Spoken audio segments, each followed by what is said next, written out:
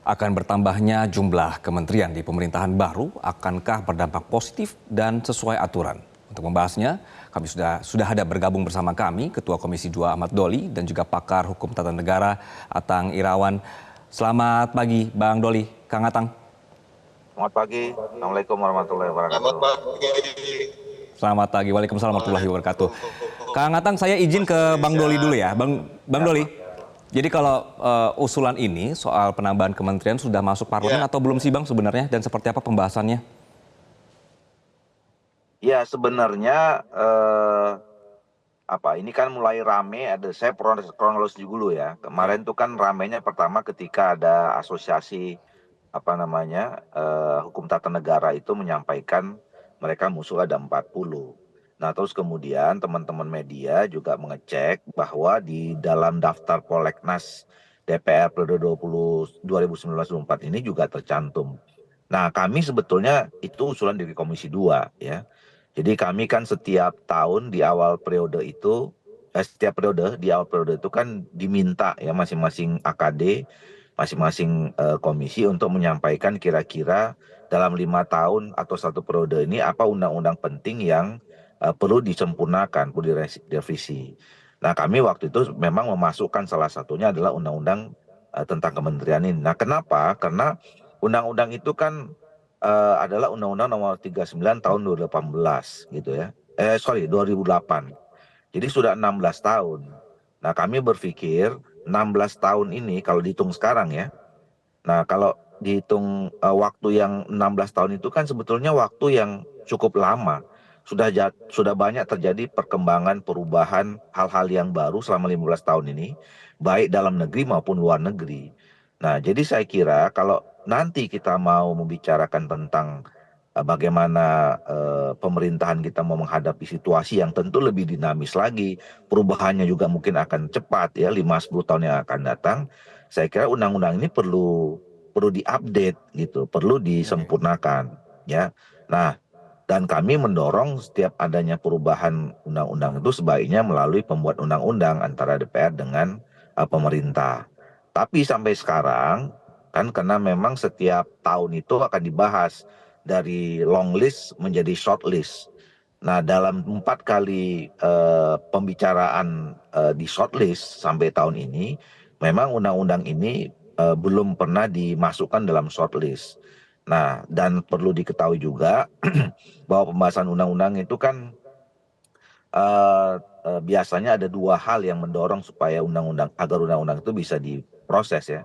Pertama soal urgensinya, nah yang kedua adalah kesepakatan politik. Nah, jadi kalau pertanyaannya tadi apakah saat ini sudah dibahas, belum sama sekali karena kita belum masukkan itu dalam shortlist.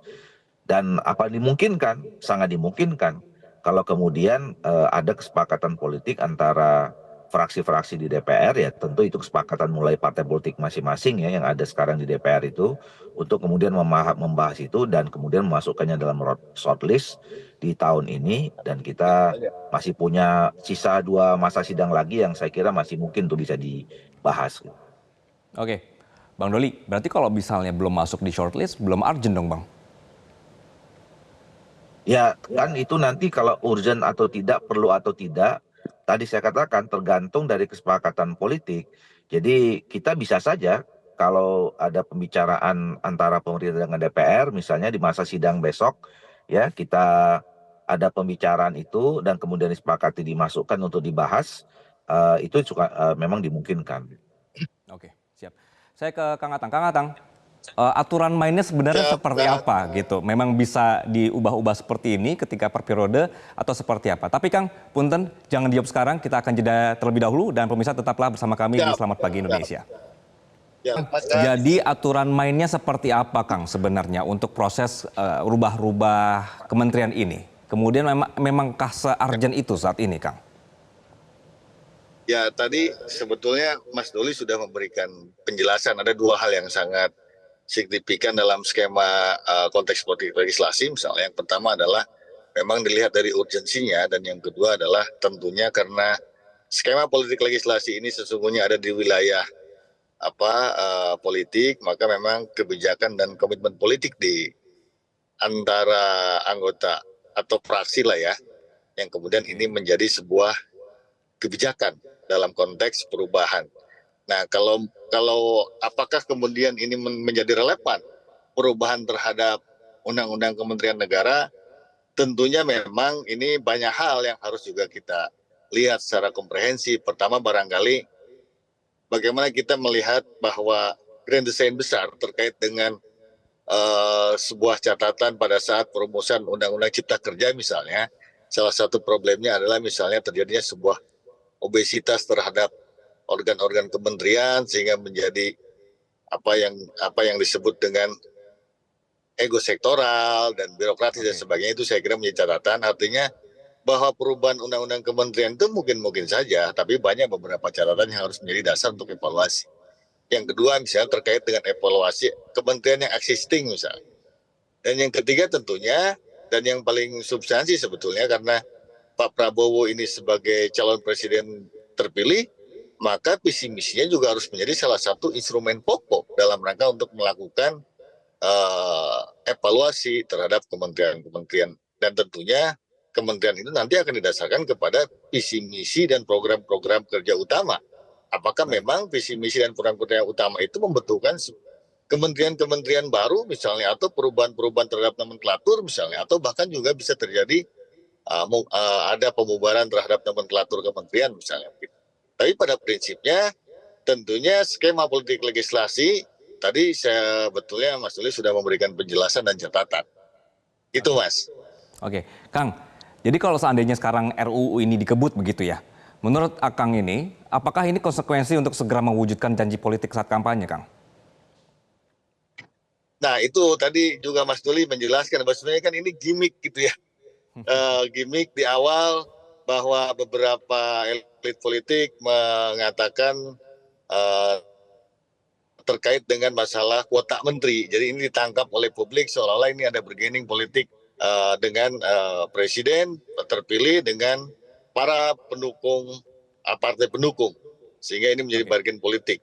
Meskipun saya kira tentunya kan melihat tentang partai politik tidak sesederhana itu. Kan selalu saja melihat bahwa partai politik hanya bisa meminta jatah menteri tapi kinerjanya dianggap tidak beres gitu ya. Kan sebenarnya nggak itu juga gitu. Nah ini yang juga harus dilihat secara terbuka dan lebih dewasa memahami dan memaknai apakah memang nanti Pak Prabowo ketika sudah melakukan kajian secara komprehensif terhadap visi misi, program kerja yang basicnya evaluasi terhadap kementerian existing dan juga beberapa capaian-capaian harapan dari keberlanjutan program sebelumnya, ini membutuhkan penambahan kementerian ataupun juga perubahan nomenklatur gitu ya.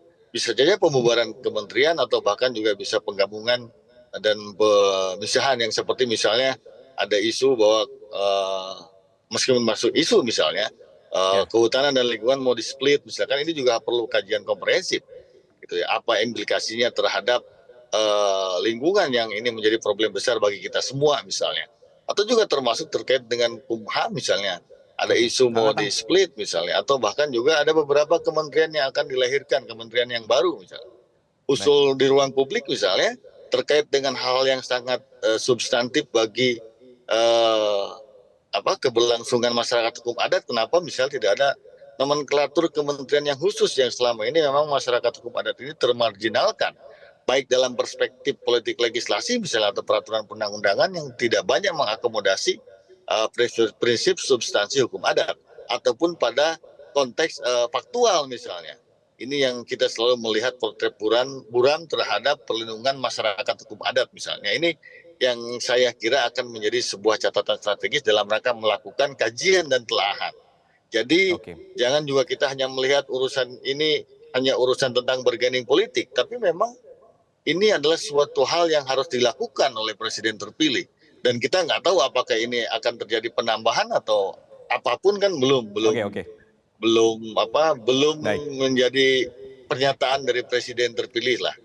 Kalau saya lihat nih hanya baru gimmick-gimmick dari partai lah dalam rangka membuka ruang untuk bargaining gitu. Itu mungkin Kang. Siap.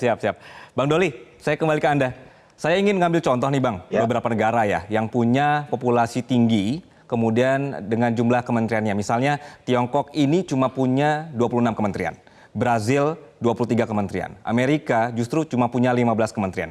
Artinya, sedikit kementerian pun bukan berarti tidak bisa mengakomodir tugas eksekutif yang berbeda-beda begitu. Nah, sebenarnya apa yang beda dengan kita di Indonesia, Bang? Jika argumen Anda di media bahwa perubahan ini karena perkembangan zaman. Ya tentu nggak bisa kita bandingkan apple to apple negara kita dengan negara yang lain ya. Oke. Misalnya kalau di Amerika ya, pertama mereka itu sistem pemerintahnya juga beda sama kita. Kita ini atau bentuk negaranya ya, kita ini kan negara kesatuan Republik Indonesia. Mereka itu negara federal. Banyak urusan-urusan yang tidak selalu diambil oleh pemerintah pusat, tapi udah diselesaikan oleh apa namanya negara federalnya gitu. Nah jadi, nah itu yang kedua, yang pertama. Yang kedua, ya kita ini juga dibandingkan dengan negara-negara itu kan sudah juga beda, umurnya juga lebih tua mereka gitu. Dan tingkat sistem politiknya berbeda. Mereka di sana cuma punya dua partai politik besar gitu ya, yang kemudian sudah settle demokrasinya. Jadi apalagi kalau Tiongkok apa namanya Tidak bisa politbiro disamain gitu gitu ya, ya, Bang ya? dikendalikan oleh satu kekuatan partai politik tertentu. Jadi nggak bisa kemudian Nggak bisa. kita harus ikut menyamakan, kalau mereka lebih kecil kita lebih Oke, kecil oke. juga gitu. Jadi Oke. kita harus bicara tentang diri kita sendiri saja, kebutuhannya apa gitu ya. Nah jadi Bang Doli, izin saya ada dua potong di hal situ. saya kira ya. Ya, berarti saat ini kalau misalnya menurut Abang, kebutuhannya apa, Bang? Nah itu tadi, saya kalau kami melihat dari posisi sebagai Komisi 2 ya, Ya. saya kira memang kita perlu mengupdate ya. Sudah 16 tahun loh ini umur dari undang-undang ini. Apakah apa struktur kementerian kita, nomenklatur yang memang selama kita pergunakan 16 tahun yang lalu, apakah sudah masih relevan atau tidak untuk perkembangan tantangan masa depan 5, 10, 15 tahun yang lalu. Yang Oke. menurut saya, ya tentu situasi 16 tahun yang lalu kan akan berbeda dengan sekarang, akan berbeda dengan 5, 10 tahun yang akan datang. Gitu. Oke. Nah ini yang harus kita update, saya katakan itu gitu. Nah bahwa kemudian sekarang juga ada pembicaraan tentang akomodasi politik, itu juga nggak kita bisa nafikan ya. Yang namanya juga apa namanya pemerintahan kita ini kan dibangun oleh kekuatan-kekuatan politik ya. Nah Baik. tetapi kalaupun kemudian memang ada apa namanya kebijakan akomodasi politik ya di dalam pemerintahan atau susunan kabinet, sebaiknya susunan kabinet ini dulu ya nomenklaturnya itu ya juga apa namanya punya landasan argumentasi yang juga rasional atau yang kemudian didukung oleh alasan akademik misalnya ya. Nah oleh karena itu maka perlu dilakukan perubahan undang-undang, dan perubahan undang ini nih kan harus melalui dari kajian akademik dulu sehingga punya naskah akademik dulu gitu.